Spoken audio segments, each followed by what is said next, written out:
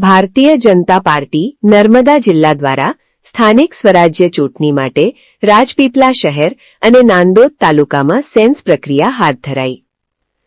Bharatiya Janata party Narmada જિલ્લા દ્વારા આગામી સ્થાનિક સ્વરાજ્યની ચૂંટણીને અનુલક્ષીને રાજપીપળા શહેર તથા નાંદોદ તાલુકામાં સેન્સ પ્રક્રિયા હાથ ધરવામાં આવી।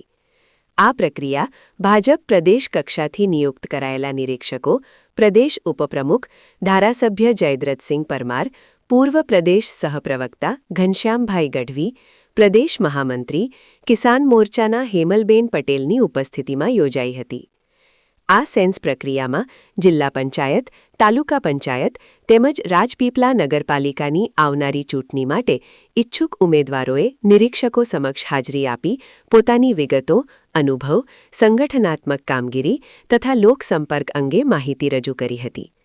ભાજપ દ્વારા યોજાયેલી આ પ્રક્રિયા સંપૂર્ણ પારદર્શક રીતે હાથ ધરવામાં આવી હતી અને તેમાં સંગઠનના આગેવાનો તેમજ કાર્યકરોનો પણ ઉત્સાહપૂર્વક સહકાર જોવા મળ્યો હતો।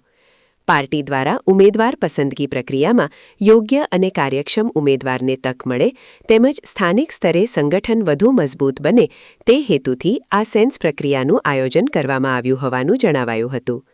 આ પ્રસંગે ભાજપ નર્મદા જિલ્લા સંગઠનના આગેવાનો તથા કાર્યકરોની હાજરી રહી હતી। સમાચારની અવનવી અપડેટ જોતા રહો નિખરતા ગુજરાત ન્યૂઝ સાથે। નિખરતા ગુજરાત ન્યૂઝને લાઇક, શેર, સબસ્ક્રાઇબ કરો અને બેલ આઇકન દબાવીને સમાચારની ઝડપી માહિતી મેળવો।